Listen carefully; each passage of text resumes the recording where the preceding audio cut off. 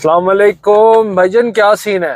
सबसे पहले तो बहुत बहुत मुबारक हो भाई, पाकिस्तान ने जो है वो हारी हुई टेस्ट सीरीज ड्रॉ कर ली है।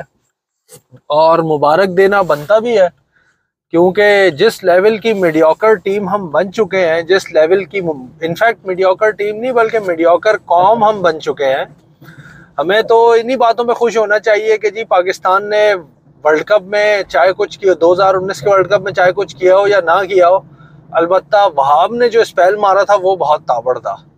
तो ये क्या लॉजिक है यार, ऐसी रेड़ा wicket third class slow and low track के ऊपर आप न्यूजीलैंड जैसी टीम को नहीं हरा पा रहे अपने होम के अंदर। तो भाई मेरा तो ख्याल ये है कि आप अपने मुल्क को या कम से कम क्रिकेट टीम को जिम्बाब्वे या बांग्लादेश जो है वो रीनेम कर दें। और मुझे आई एम श्योर कि इस पे पाकिस्तानियों को एतराज़ नहीं होगा। इस पर एतराज़ अगर होगा तो बंगालियों को होगा या जिम्बाब्वियों को होगा। सरफराज ने बहुत ही अच्छी इनिंग खेली, बहुत ही कहना चाहिए कि मौके पे चौका मारने वाली बात जिसे कहते हैं ना, कि ऐसे मौके पे उसने 100 किया जहां पे टीम को शदीद तरीन ज़रूरत थी। लेकिन बहुत सारे लोग उस पर तनकीद भी कर रहे हैं, बहुत सारे लोग खुश भी हो रहे हैं कि यार बड़ा उसने कमाल दिखाया है। कमाल उसने दिखाया है, इसमें कोई शक नहीं है। चौथे दिन का 100 मारना आसान बात नहीं होती, वो भी एक ऐसी कॉज में जहां पे सामने से आपके विकेटों पे विकेटें गिरती जा रही हो एंड यू नो कि भाई आई एम बेसिकली लास्ट किला, आखिरी किला मैं ही हूं। अगर मैं गिर गया तो पाकिस्तान गया, यानी मेरी टीम गई तो पाकिस्तान से ही खेल रहा था ना वो। अब भाई बात जो है ना वो समझने वाली है, तो जरा ठंडे दिल से सुनना यार। आप अगर 50 या 55 रन करते हैं ना तो आप आराम से 30 या 40 बॉलें खेलते हैं, वनडे में भी खेलते हैं। टेस्ट में तो आप ज्यादा गेंदें खेलते हैं, यानी कि अगर चलें आप यूं समझ लें बंदे ने 50 किया और 50 ही गेंदों पे 50 किया, तो इसका मतलब यह है कि वो विकेट पे सेट हो गया है, उसको बॉल नजर आनी शुरू हो गई है। और उसे अब इस बात का ख्याल रखना चाहिए कि ऐसी सिचुएशन में जहां उसके मुल्क को इतनी ज्यादा जरूरत है मैच जीतने की, और आप पहले ही मतलब इंग्लैंड से वाइट वॉश करवा के आ रहे हैं, अब न्यूजीलैंड से आपका मैच है, तो आपका फोकस ये होना चाहिए कि आप टेस्ट मैच जीतने पर जाएं। सरफराज ने यार 100 किया, 100 करने के बावजूद जो है वो मतलब आउट हो गया स्पिनर से, और बिल्कुल मतलब वेवर्ड खेलते हुए आउट हुआ। जाहिर है आप स्टंप हो रहे हैं तो आप कोई नीचे खेलते हुए थोड़ी स्टंप हो रहे हैं, आप मारने जा रहे हैं या निकल के डिफेंड करने जा रहे हैं, पैसिव एग्रेसिव या एग्रेसिव क्रिकेट खेल रहे हैं, इसीलिए आउट हो रहे हैं ना।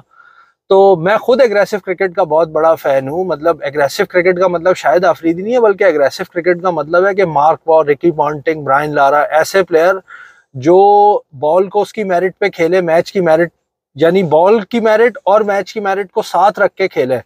ये ना हो कि वो मैच लगवा दें बेकार शॉट खेलने में, छक्का मारने में, या वो मैच लगवा दें अजहर अली की तरह से इतना डिफेंसिव हो जाए कि जो स्पिनर है उसके ऊपर से टेस्ट के अंदर 9 रन ना ले सके, और बल्कि 1 रन करके अब्बास को सामने कर दे और अगली गेंद पे अब्बास आउट हो जाए। तो भाई बात यह है कि जब आप सरफराज साहब आपने देख रहे हैं कि यार आपने 100 कर लिया है, आपके सामने जो है वो कोई बैट्समैन बचा नहीं है, रन भी कम रह गए हैं और दिन का भी एंड है, तो आप कम से कम इतना तो जो है वो ख्याल रखें कि यार जो टेस्ट मैच आप यहाँ तक लेकर आए उसको जिता के आए। देखें ये तो पाकिस्तानियों का नसीब था ना, अल्लाह का करम था, पाकिस्तानियों का नसीब था कि नसीम शाह जो है वो खेल गया, वरना नसीम शाह जितना एक प्लेयर है वो तो सबको ही मालूम है। अगर मैं उस वक्त न्यूजीलैंड की कैप्टनसी कर रहा होता तो मैं सीधा सीधा ये करता, लॉन्ग ऑन लॉन्ग ऑफ बाहर रखता और नसीम शाह को ड्राइव के स्पॉट पर लटका लटका के देना शुरू कर देता, क्योंकि मुझे पता था उसके पास शॉट एक ही है, उसने मारना ही है। वो एक हद तक ही जो है वो टेम्पटेशन को बर्दाश्त कर सकता है, ये कोई रेगुलर बैट्समैन थोड़ी है। तो ऐसी सिचुएशन पे आके सरफराज ने, जहाँ पे मैं समझता हूँ कि पाकिस्तान को मैच उसने लगवा दिया, हालांकि बड़े आराम से सरफराज ये मैच जिता सकता था और टेस्ट सीरीज जिता सकता था। और अभी जितनी वाहवाह और दाद समेटी है, इससे कम से कम 100 गुना ज्यादा वाहवाह और दाद समेटी थी। याद रखें फवाद आलम भी जब वापस आया था, और फवाद आलम ने न्यूजीलैंड के अंदर चौथी इनिंग में 100 किया था, और नील वैगनर पे बिल्कुल बेकार शॉट खेलते हुए वो आउट हुआ था। जब भी मेरा यही ओपिनियन था कि भाई आपने प्रेशर का जो जितना भी मसला था, जितना भी रोला था, वो आप निकाल चुके हैं। आप पे प्रेशर ये था कि यार आप परफॉर्म नहीं करते, स्लो खेलते हैं, आपके पास शॉट्स नहीं है, ये नहीं है। आपने 50 कर दिया ना, और एक 50 नहीं, आपने पीछे से 3 50 करते हुए आप आ रहे हैं, तो आपने वो जो प्रेशर था उसको फिजल आउट कर दिया। अब रह गया है कि अब आपने मैच जिताना है। तो या तो इनको फिनिशिंग आती नहीं है, हालांकि मैं बिल्कुल पर्सनल लेवल पे जानता हूँ कि जिस आदमी ने सरफराज को बल्ला पकड़ना सिखाया है ना, उसने सारी जिंदगी हमने उसको यही कहते हुए सुना है कि भाई मैच फिनिश करके आओ, मैच फिनिश करके आओ। फ्रेंडली मैचेस के अंदर वो साहब, अजमी भाई की बात कर रहा हूँ, वो साहब ऐसे थे कि जो जब मैच यानी कि मिसाल के तौर पे उनकी टीम 250 रन चेस कर रही है ना, और 20 ओवरों के अंदर उन्होंने 200 कर लिया है, तो वो कहेंगे भाई हमारी टीम 350 रन चेस करेगी, बैट्समैनों को बैटिंग कराते रहेंगे 30 ओवर तक। और उसकी रीजन ही ये होती थी कि वो बैट्समैन को ये बताना, ये सिखाना चाहते थे कि भाई किस तरीके से तुमने अपनी इनिंग को डेवलप करना है, किस तरीके से अपनी इनिंग को मैच्योर करना है, कहाँ पे एग्रेशन दिखाना है, कहाँ पे डिफेंसिव क्रिकेट खेलनी है, ताकि उस सिचुएशन से गुजर के अब अगर सरफराज इस लेवल पे आगे 35 साल का होकर टेस्ट टीम में खेल रहा है, इतने अरसे से कप्तान भी रहा है, पाकिस्तान को ट्रॉफी भी जिताई है, ऑनर्स भी उसके नाम पर है, अगर वो ये कहता है कि जी मुझे किसी ने नहीं सिखाया, तो मतलब ये तो गैर यकीनी सी बात है ना।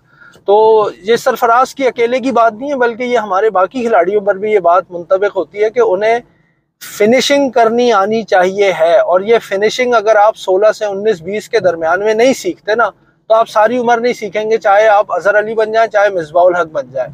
मिसबाउल हक ने तो शायद फिर भी कोई एक आध टेस्ट जो है वो नीचे से आके तेज खेल के जिताया है। अजहर अली ने तो ऐसे टेस्ट तो मुझे बहुत से याद हैं कि जो बड़े आराम से अजहर अली साहब जो है ना वो अपने हाथ में स्ट्राइक रखकर और ऊपर से कमांडिंग क्रिकेट खेलते हुए जितवा सकते थे। लेकिन ऐसी मुझे कोई एक सेशन भी नहीं याद कि जो अजहर अली ने जो है वो पाकिस्तान को जितवा दिया हो। हरवाए अलबत्ता बहुत है। तो अगेन अपनी गलतियों से जब तक हम सीखना नहीं सीखेंगे, यानी ये अमल हमें नहीं आएगा कि किस तरीके से अपने ऊपर क्रिटिसिज्म करना है और उस क्रिटिसिज्म से पॉजिटिविटी निकालनी है, किस तरीके से उससे सही चीज़ निकालनी है ताकि हमारे लिए आगे के लिए मुश्किलात कम से कम हो, जब तक तो हम कोई ग्रेट टीम नहीं बन सकते। और आप देख लें कि ये जो न्यूजीलैंड है 90s में, क्या पाकिस्तान का न्यूजीलैंड से मैच होता था, कोई स्कोर ही नहीं देखता था, लोगों को पता था यार ये न्यूजीलैंड है, इससे तो हम जीत ही जाएंगे। बल्कि इंग्लैंड की हालत ये होती थी यार, मुझे याद है कि 96 में गालिबन पाकिस्तान इंग्लैंड गई थी, तो टेस्ट मैचेस आते थे तो हम सिर्फ स्कोर देख लेते, हमें पता होता यार हमारी टीम जीत जाएगी। इतने स्किलफुल हमारी टीम होती थी, इतने स्किलफुल हमारे बैट्समैन होते थे, और वो सारे रगड टाइप के प्लेयर्स थे जिनको पता था कि भाई हमने जो है वो अपने दम के ऊपर मैच जिताना है। और अब हमारा तनाजुल ऐसा है कि खैर जी। तो वीडियो देखने का बहुत शुक्रिया, पसंद आए तो लाइक शेयर और सब्सक्राइब कर दीजिएगा। वैसे लाइक शेयर और सब्सक्राइब जो है ना ये पसंद आने का मोहताज नहीं, अगर आपको वीडियो ना भी पसंद आए तो इस उम्मीद के साथ कि मैं आइंदा शायद अच्छी वीडियो बना लूं, आप फिर भी लाइक शेयर और सब्सक्राइब कर सकते हैं। तो एक्टन से मैं गुजर रहा हूँ, ये जो आपने सारी ड्राइव देखी है ये एक्टन में थी। अच्छा आपको एक इंटरेस्टिंग चीज दिखाते हैं, ये देखें, ये पानी की लाइन फटी हुई है यहाँ पर ना, और ये जो नीला आप वो देख रहे हैं ये बैरियर है कि कोई इस यहाँ पे चूंकि खड्डा खोदा हुआ है उन्होंने पानी की लाइन रिपेयर करने के लिए, तो नीला सा बैरियर लगाया प्लास्टिक का कि कोई इसके अंदर गिर के खुद को जख्मी न कर ले। अच्छा उस बैरियर के बाहर फिर ये ऑरेंज रंग की कोने लगाई हुई हैं कि कोई ऐसा ना हो कि उसके करीब चला जाए, लोगों को पहले ही पता हो कि यहाँ पे काम हो रहा है। तो अब ये सारा सेटअप जो है ये प्लास्टिक पे मबनी है, तो आपको पता ही है प्लास्टिक कितने का बनता है। ये लेन देखें, ये वाली लेन सारी इन्होंने बंद की हुई है, क्यों? क्योंकि आगे से सिग्नल पे जहां पे काम हो रहा है वहां पर इस लेन से आने वालों को मुड़ना है, ठीक है ना। अब इस सारे सेटअप का जो कास्ट है वो कितनी होगी? हर चीज आपने देखी है प्लास्टिक की बनी हुई है, तो प्लास्टिक की चीजें कितने की बन जाती हैं। तो क्या ये हमारे मुल्क में इस किस्म के इकदाम को इम्प्लीमेंट नहीं करवाया जा सकता? मैं चैलेंज से कह सकता हूँ कि कानूनी एतबार से ना पाकिस्तान में शायद इससे ज्यादा कानून साजी हुई भी होगी, लेकिन अमल दरामद नदारद है, अमल दरामद बिल्कुल सिफर है।